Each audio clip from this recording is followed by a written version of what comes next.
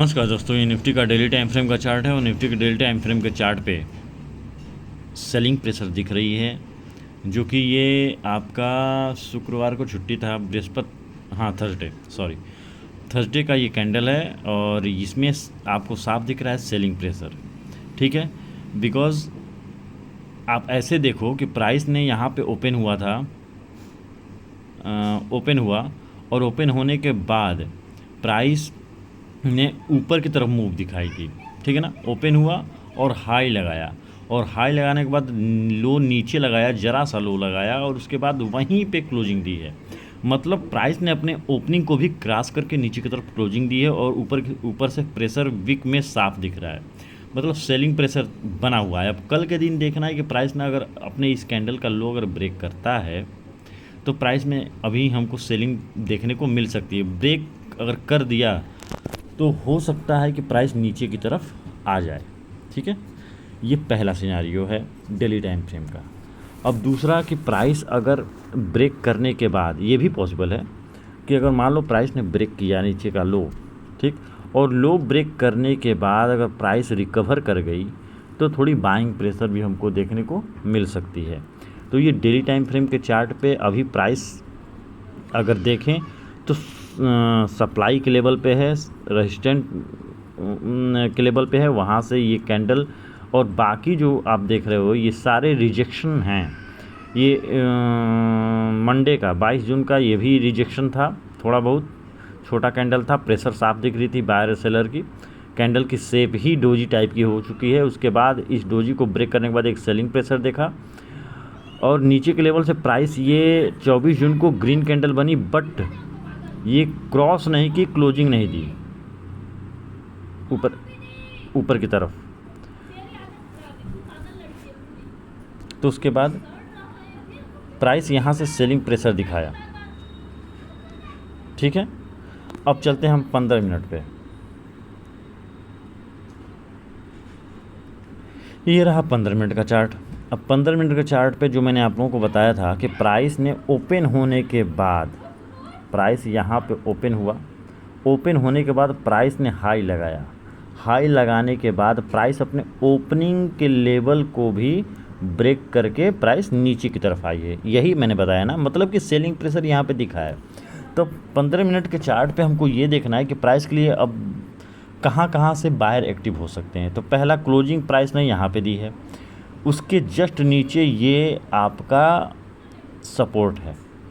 ठीक है, प्राइस पिछली हिस्ट्री के अकॉर्डिंग प्राइस इस लेवल को ब्रेक कर किया, गैप अप ओपनिंग हुई और प्राइस ऊपर गया। ऊपर जाने के बाद प्राइस ने अपने ओपनिंग को क्रॉस किया, क्रॉस करने के बाद प्राइस सपोर्ट के आसपास यहाँ पे है।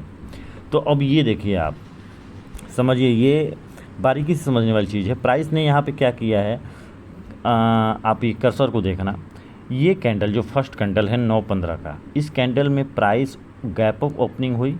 ठीक, अब गैप अप ओपनिंग होने के बाद ओपन हुआ, यहाँ पे लो लगाया नीचे, फिर लो लगाने के बाद बायर ऊपर की तरफ पुश किए, पुश करने के बाद प्राइस ने हाई लगाया और हाई लगाने के बाद बीच में कहीं क्लोजिंग दी अपने ओपनिंग से थोड़ा ऊपर। ठीक, और प्राइस उसके बाद ये रेड कैंडल, दूसरा रेड कैंडल जो है ये 9:30 का, तो 9:30 का ये जो कैंडल है ये आपका इस रेंज में ही अंदर की तरफ बना हुआ है। इसमें न सेलर का स्ट्रेंथ है, रेड में है, कह सकते हैं कि बायर और सेलर दोनों इक्वल थे, बट थोड़ा सा सेलर इस कैंडल में स्ट्रॉन्ग था।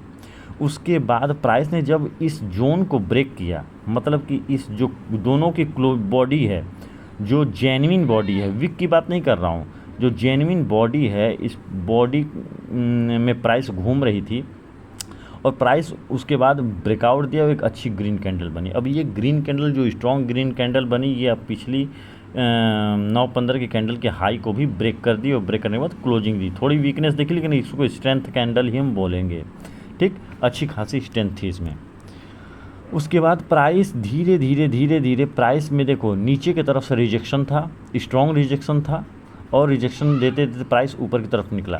प्राइस जाके यहाँ पे जब हाई लगाया था ना, ये 12 बजे, तो 12 बजे के कैंडल में जो हाई लगा था उसमें सेलर की प्रेशर हमको साफ दिखी, भले ही ग्रीन में कैंडल हुई है परफॉर्म, लेकिन इसमें सेलर के प्रेशर साफ दिख रहे थे। आप वीक में देख सकते हो।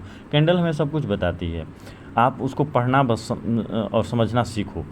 प्राइस ओपन हुई, ओपन होने के बाद प्राइस लो नहीं लगाया है, प्राइस ने एक मूव दिखाया ऊपर की तरफ, हाई लगाया, हाई लगाने के बाद प्राइस अपने ओपनिंग से थोड़ी ऊपर क्लोजिंग दी, बट सेलर का प्रेशर था। अब ये कंफर्म प्रेशर तब हुआ जब प्राइस इस जो ओपनिंग है ना, ओपनिंग को प्राइस ने ब्रेक किया, इसके लो को प्राइस ने ब्रेक किया। ओपनिंग लो सेम था इसमें, तो ओपनिंग लो सेम ही है ना, 24,2036.55 लो 24, थोड़ा सा वीक होगा हम इसमें, क्योंकि डिफरेंस थोड़ा आ रहा है ओपनिंग और लो में। तो प्राइस ने एक रेड कैंडल बनाया और काफ़ी हैवी रेड कैंडल था, और उसके बाद प्राइस ने यहाँ पे साइडवेज मूव दिखाया, दोनों तरफ से रिजेक्शन था, बट सेलर की स्ट्रेंथ दिख रही थी। और उसके बाद प्राइस ने प्राइस एक्शन बनाते हुए देखो नीचे एकदम शार्पली मूव किया है। अब यहाँ पे आपका क्या रोल होगा कल के दिन, इसको समझ लो आप।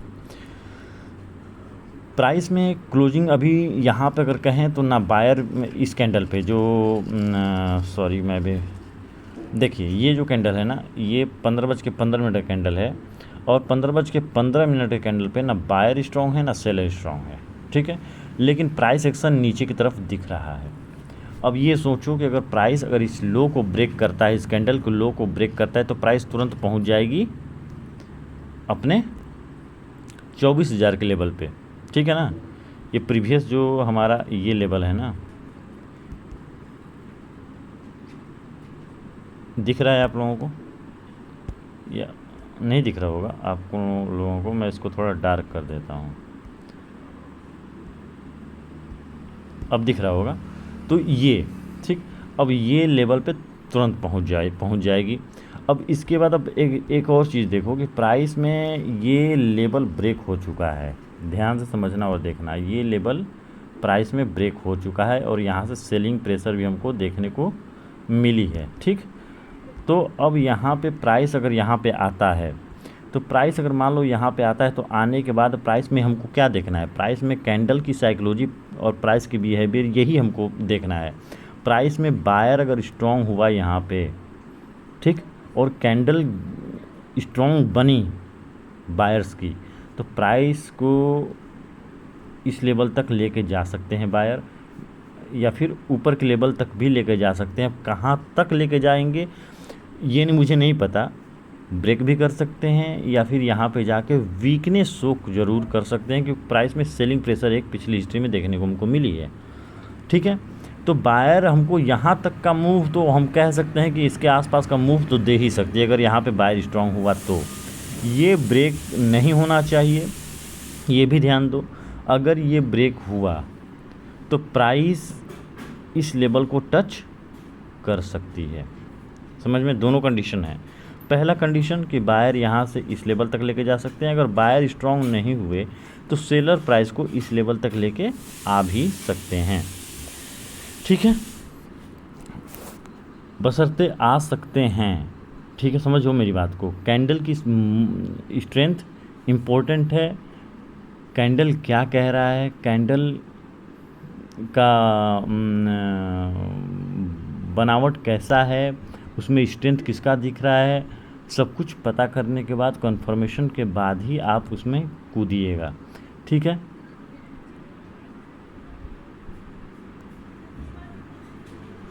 ठीक है, इसमें आप तभी कूदिएगा।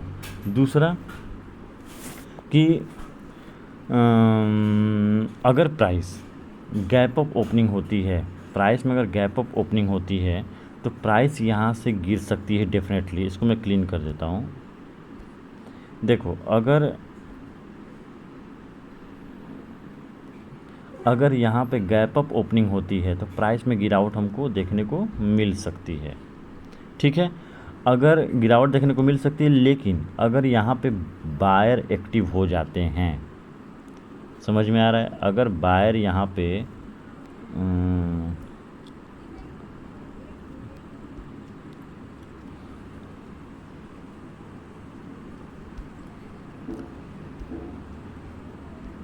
बस थोड़ी देर में थोड़ा एक बार देख लेता हूँ इसको। हाँ देखिए, अगर यहाँ पे बायर, अगर मान लो प्राइस यहाँ पे बायर एक्टिव हो जाते हैं गैप अप ओपनिंग होने के बावजूद भी इस लेवल पे, अब बायर का परफॉर्मेंस दिखता है, हमको दिख रहा है, तो सतर्क होके हमको एक छोटी सी एंट्री हम ले सकते हैं। बाद में भले ही हम अपनी पोजीशन दोबारा लगाएं, बट यहाँ पे ट्रैपिंग के चांसेस बन सकते हैं बाइंग करने में, क्योंकि ये सप्लाई लेवल है। बट स्ट्रेंथ अगर हमको दिखती है तो हम ट्रेड ले सकते हैं। वैसे ज़्यादा बेहतर होगा कि प्राइस अगर थोड़ा नीचे आए, नीचे आने के बाद बायर की अगर परफॉर्मेंस देखें तो हमको अच्छा एक रिस्क रिवार्ड मिल जाती है। ये लेवल सप्लाई लेवल है और रेसिस्टेंट लेवल है, तो हो यहाँ पे थोड़ी चांसेस सेलर की ज़्यादा हैं। ठीक, अब चलते हैं हम लोग गैप डाउन। गैप डाउन में क्या है कि प्राइस अगर इसके नीचे अगर इसको ब्रेक करता है, प्राइस यहाँ पे अगर ब्रेक करेगा तो प्राइस यहाँ तक आ सकता है, या फिर अगर यहाँ पे ब्रेक करने के बाद रिकवर करता है तो प्राइस ऊपर भी जा सकता है। ये गैप डाउन की सिचुएशन और गैप अप की सिचुएशन बड़ा डिफ़िकल्ट और क्रिटिकल हो जाती है, तो इसको समझ बूझ के करना। अगर सीधा गैप डाउन यहाँ पे अगर कहीं होती है तो प्राइस में बाइंग पॉसिबल है, यहाँ पे होती है तो बाइंग पॉसिबल है, या बीच में कहीं होती है तो भी पॉसिबल है, बट प्राइस को इस लेवल पे आना ज़रूरी है। बीच में भी अगर गैप डाउन ओपनिंग होती है तो प्राइस को उठने के लिए इस लेवल पे आना ज़रूरी है, कुछ प्राइस एक्शन दिखना चाहिए हमको, ठीक है ना। दूसरा कि प्राइस अगर इस लेवल पे ओपन होती है तो प्राइस की साइकोलॉजी को समझना, देखना, ट्रैपिंग नहीं होना। क्योंकि मान लो प्राइस यहाँ पे गैप डाउन तो ओपनिंग हुई है और प्राइस में यहाँ पे अगर बायर नहीं चाहते कि प्राइस नीचे जाए तो बायर ऊपर लेके जा सकते हैं डेफिनेटली। वो हमारे और आपके हाथ में नहीं है कि मैं और चाहे आप, अगर प्राइस गैप डाउन हुई है तो हम प्राइस को गिरने ही, ऊपर उठने नहीं देंगे, ऐसा पॉसिबल नहीं है। तो हमको साइकोलॉजी देखना बहुत ज़रूरी है। और अब चलते हैं हम बैंक निफ्टी पे। ये रही हमारी बैंक निफ्टी की 15 मिनट का चार्ट। पहले डेली एक बार देख लेते हैं कि डेली चार्ट क्या बोल रहा है। तो 15 मिनट का ये बैंक निफ्टी का ये डेली टाइम फ्रेम है। अब डेली टाइम फ्रेम में सेलिंग प्रेशर तो दिख रहा है, बट जब तक लो ब्रेक नहीं होता और उसके नीचे क्लोजिंग नहीं आती, ठीक है ना, ये लो ब्रेक नहीं होता और उसके नीचे क्लोजिंग नहीं आती तो हम नहीं कह सकते कुछ। जस्ट लाइक निफ्टी ही क्लोजिंग इंपॉर्टेंट है और स्ट्रेंथ दिखना चाहिए। अभी जब तक ये लेवल बरकरार है हम प्राइस में अग्रेसिव सेलिंग नहीं कर सकते, ठीक है, समझ में आ रहा है। ये लेवल जब तक बरकरार है, जस्ट लाइक निफ्टी, ठीक है ना। हाँ, अगर प्राइस लो को ब्रेक करता है तो प्राइस इस लेवल को टच कर सकता है, ये ज़रूर है।